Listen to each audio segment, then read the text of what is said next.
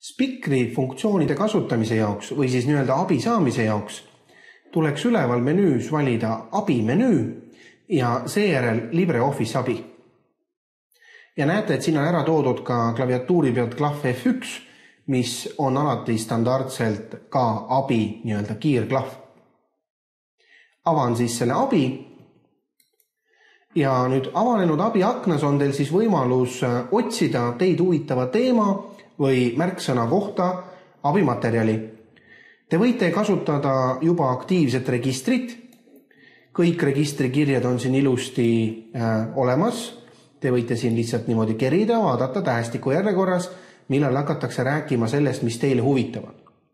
Siin peab jälgima, et enamus eestikeelse LibreOffice'i puhul on olemas eesti keeles, aga väga palju on ka, või ütleme, parasjagu on ka ingliskeelset veel.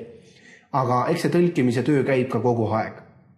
Nii et te võite registrit kasutada ja võite ka registrist otsida, näiteks abi, ja näidatakse teile siis vastavalt see registri kanne, juhul kui leitakse, ja selleks, et nüüd seda teemat vaadata, võite mõne registri peale teha topeltklõpsu ja teile avatakse või klõpsate peale ja seejärel nupule näita.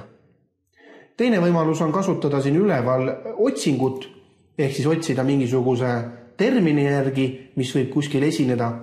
Näiteks mind huvitab kõik, mis on seotud kujundusega ja ma trükin siia lahtrisse sõna kujundus. Ja seejärel klõpsan otsi.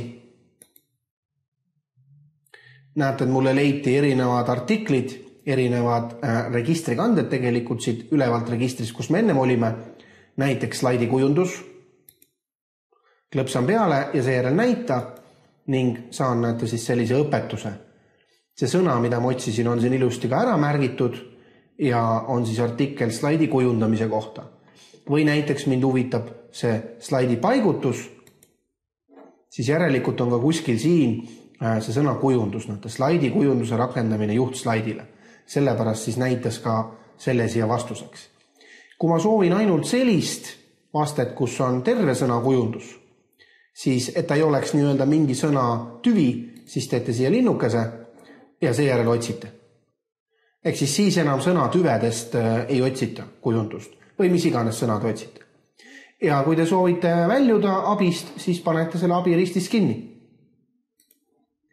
Võib-olla üks hea soovitus on ka selline, et kui teil mõni aken on lahti või mõni tegevus on pooleli, näiteks mul on vorminduse menüüst valitud akenmärk, siis väga tihti ka nendel akendel ja erinevatel rakendustel, kui nad teil ees on olemas aknas abinupp.